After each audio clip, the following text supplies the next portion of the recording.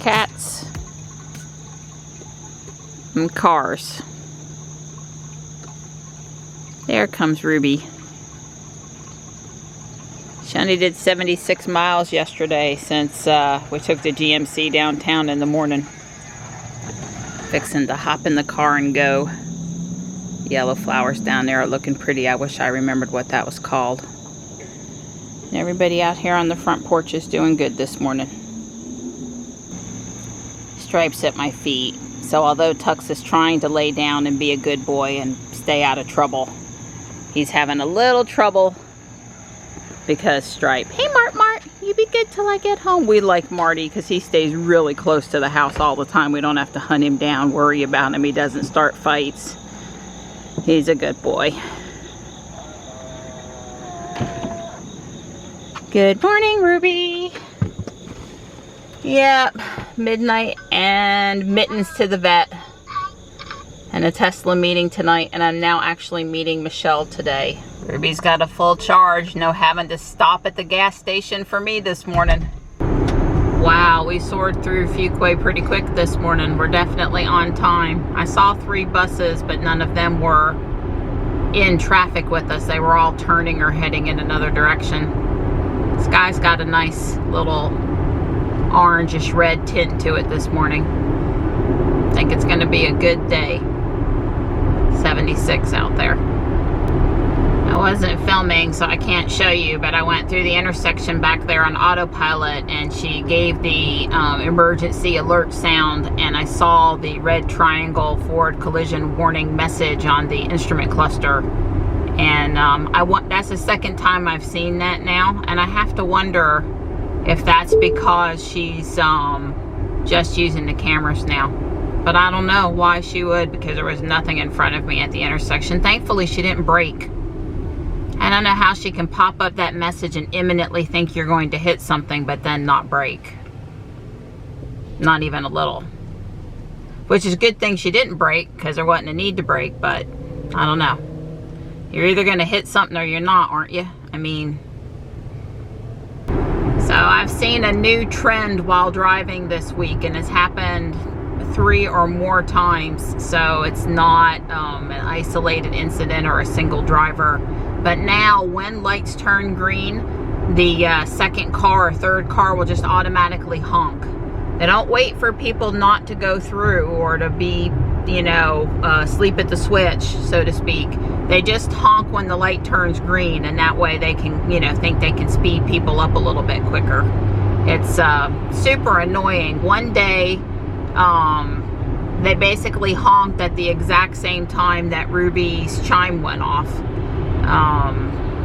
But this honk this morning wasn't at me, but one of them was, and it was like, that's just ridiculous. The couple of, you know, half a second delay from green to go is not a honking situation, people. It's not a honking situation. Well, this morning's ride in was just easier than the last couple. No dump trucks. I don't think I saw any dump trucks. I did have to go around one slow-moving, particularly vehicle, pickup truck with a trailer that had some equipment on. I think it had a Bobcat. But that was it, basically. And we made all the lights. You know, those mornings where you actually make all the lights. So that was kind of cool. And I am arriving at the school more relaxed than normal. Let's hope it keeps up the last couple miles. Wow, I'm glad I'm not headed inbound right now. There's another vehicle on its side. It was a van and it was involved in an accident with the pickup truck, and wow, people trying to get it out of Fuquay into Garner and Raleigh right now. They're not having such luck. This is near Banks Road, Sheets. So technically just now as I cross the stoplight here, I'll be entering Fuquay's outer city limits. Wow, that's just upsetting to see so many accidents on this road since school started. And serious ones too, not just, you know, somebody not paying attention and tap the car in front of them kind of things. I think right now we all want to be Marty. Comfortable spot, chance to sleep. Yeah, no cares. Hey, Stripe. It's that time. We're a few minutes later than normal. Don was on a conference call, but it's all good now. So we're starting out our walk this morning at South Park because the lawnscape crew was at the environmental park and they had finished cutting the grass, but there was grass all in the parking spaces and they were getting out the blower. So the fact that I was a half hour late today was good, because I bet we would have got there and we would have left and then the crew would have showed up. And then she'd have been very upset when she got back that they cut the grass while we were waiting. But see, we just drove through and came on up here today.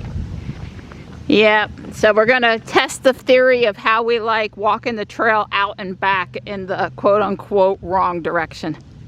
But yeah, first we're gonna go around the track. Don says 4 times. That'll make up for not having to walk to and from the trail down on the other end, or something like that. And we're doing the track first because although there is some shade, it's quite a bit in the sun and time's a wasting on it being slightly cool this morning. Very slightly though, very slightly. All right, second lap.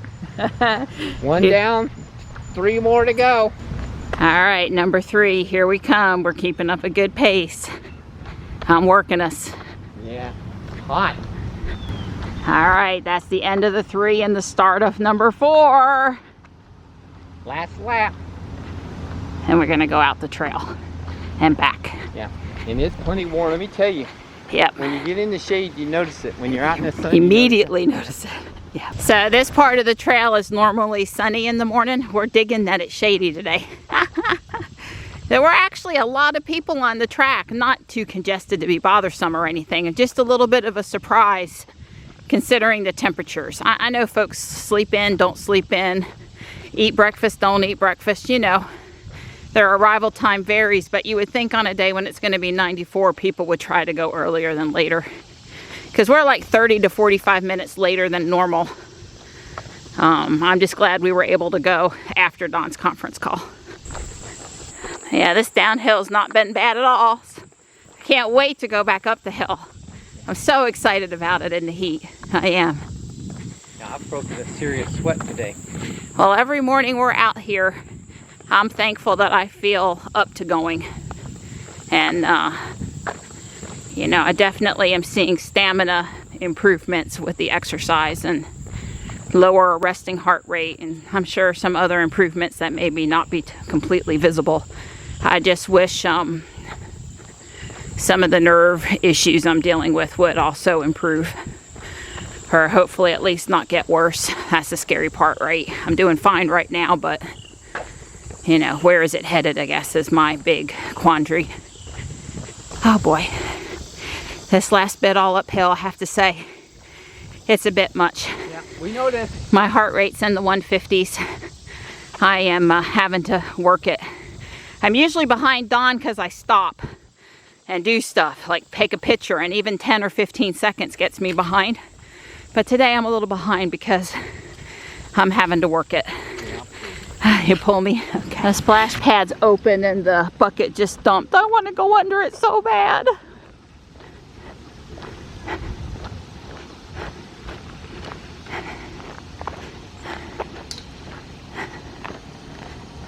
Oh, there's your glass case on the ground. Yeah, it's probably mine. Yeah. We're getting in and talking numbers? Yeah. Okay. Ready? Yeah. 47:27 active time, 5,661 steps, Uh-oh, you're not gonna like the minutes per mile. Okay. 1630 minutes per Holy mile. moly! Yes! Yeah, 2.87 miles at a 1630 average. That's the first 16 time. what? 16 minutes, 30 seconds. Don said if I walked any faster, he was gonna have to run. Yeah, I got you a screenshot. He was gonna have to do his jog pace because he was almost at his jog pace. Yeah, We're both dripping sweat, yeah, just dripping. My face, down my neck. Yeah, it's hot out there. Well, Midnight and Mittens are back there loaded up, and they're not happy.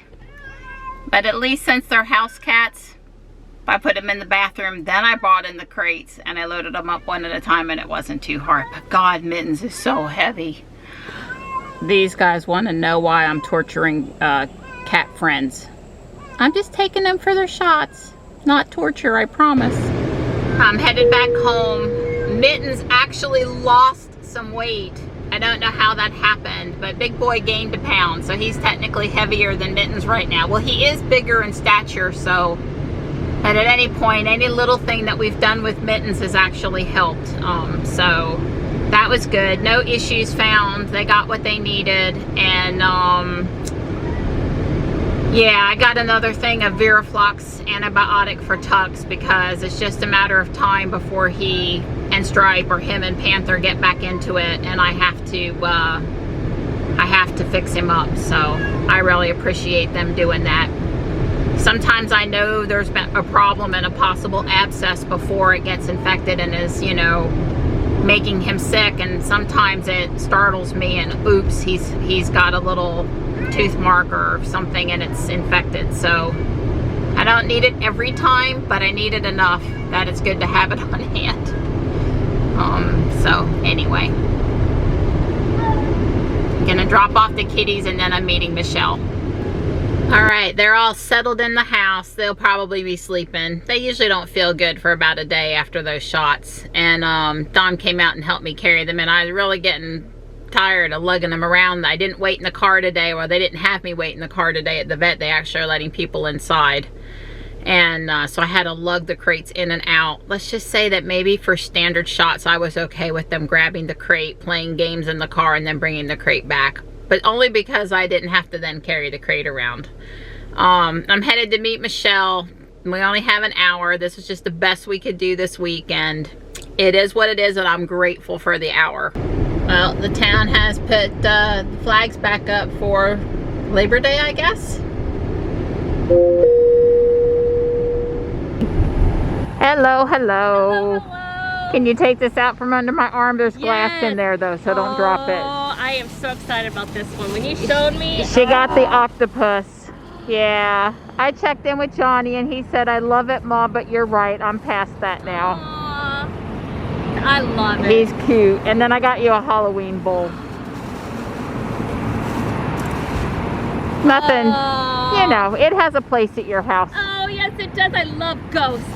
Because that's always proof that there's life after death. If you can see, you know, if you can tell there's a real ghost. Right. I don't know what that was, but it wasn't near Ruby. Yeah, Sounded like something crunched up on the street, like maybe a plastic bottle or something. Let's see, it says this one is from 1968. They do have the place inside to hang up clothes. I had a pink one in the 70s.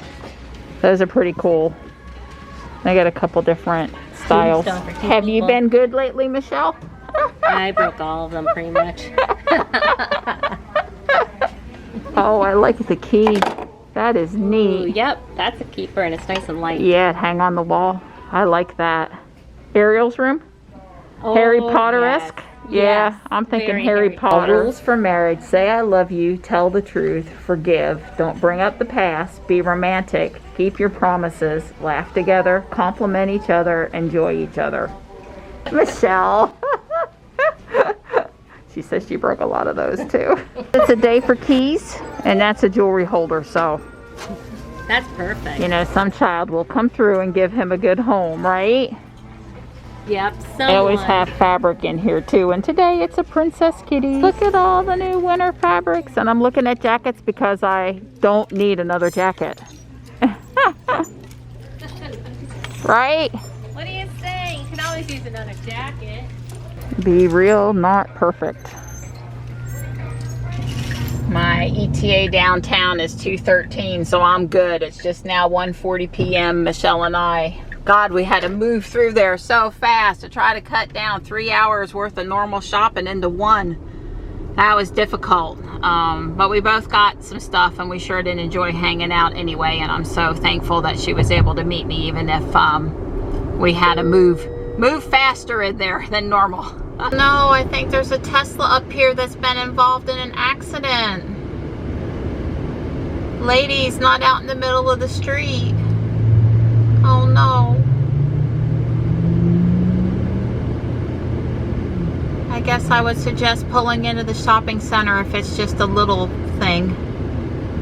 Don't risk yourself out here in this construction zone.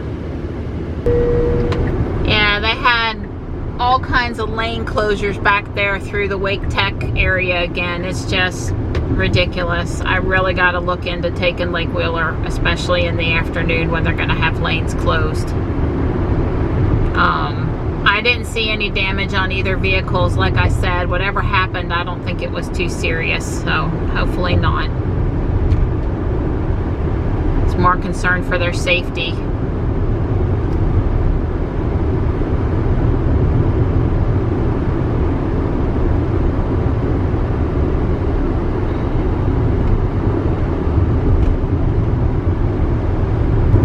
It's another pretty afternoon sky. Headed into downtown.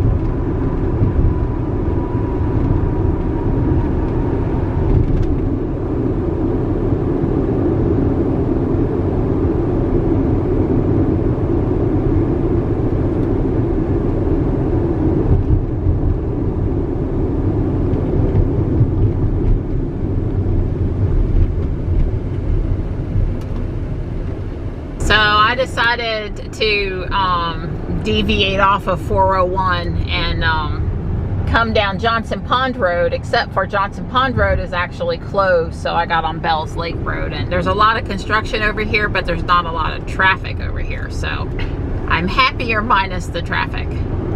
I don't know that I'll do this again, but it was interesting. So today, since last charge, 103 miles, 355 watt hours per mile today. That's about Ruby's lifetime average. So yeah, I'm in for the night. She's got 79 miles of range left. I did run Climate on some today at the vet and Guardian Angel. And yeah, we'll call it a wrap for driving today. It's the nightly bandits. The third baby saw me and went back down the stairs. Just as well. We want them to stay scared of humans.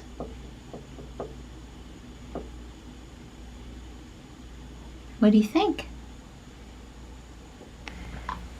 Well, there haven't been a lot of videos in the last 2 or 3 hours. The end of the day just sort of when I plugged in Ruby and came in the house, and that's because, well, let's see, we took a really nice long nap. Yeah, I had an hour nap. That's right. And we had the cheese stuffed chicken breasts for dinner. They were good. And then I was on the call with Tesla talking about Triangle Tesla. Yeah. Oh, well, no, it was BRP Tesla. Oh, okay. It was Tesla groups from all over the state call versus just a local Tesla's call. Okay. Yeah. Well, Don just sees Zeb on the screen, and yeah, you know. I assume it's Zeb. Yeah. And sorry. Yeah, that's exactly. You can tell that we're into the school year now. It's just a little different in the evenings than it was before.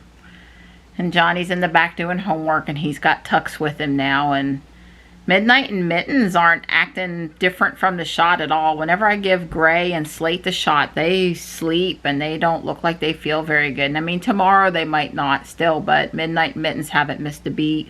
Right. Since I brought them home. So, yeah, that's all that's going on here. I just thought I'd let y'all know since I came in the house, and then I was tired. I was tired. I needed to crash out for a little while. Yeah. It's just how the school year goes. Yep. Oh, one other thing. Facebook groups for Fuquay. Oh. The other side of the carpool line stuff. Yes. Apparently there were a lot of moms very upset that their kids were getting home at like, one kid got home at 6:30, 5:30. Like it was there aren't enough people willing to drive the buses. So besides them needing to do 3 routes because elementary, middle, and high school are not on the same buses and they reuse the buses, and so they stagger the start and stop times. They also have bus drivers that are doing multiple routes, so they have to take some kids from the school, go drop them off, and then they're going back to the school and picking up another load and dropping them off. And so that was why some of these kids were getting out at like 2:10, 3:15 or whatever, and they weren't getting home until 5, 6 o'clock. So these parents were livid. I understand, because back in the old neighborhood, we tried the bus. We did. Yeah. And they would get out at 3:45 and they would get home at 5 o'clock. And it was 10 minutes away. And, you know, I had things I needed to do and homework they needed to do and dinner. I mean, and then when they were little, I was trying to wait for them and watch for them. And you can't be parents aren't going to stand around the bus stop for 30 minutes. Right. Or 45 minutes not knowing when the bus is going to come. So that's how you end up taking the kids yourself. So I suspect that a lot of this mess is just going to cause more parents to start driving, and the roads leading into the schools can't handle it. So I don't know what they're going to do, but it's not looking good out there right now. It's a lot of complaining. I mean, I realize, you know, this was day 3, and the first week is always rough. So I guess ask me in a month how the carpool lane is looking and how late the kids are coming home. You can't, the driver gets confused the first day or something. You can't really go by that. But the other side of it is that the busing is not going well. So I will continue to be frustrated about blocked U.S. highway lanes, and other parents will continue to be frustrated about the bus is not bringing their kids home on time. Yeah, I feel for the kids, because it's really boring to have to hang around.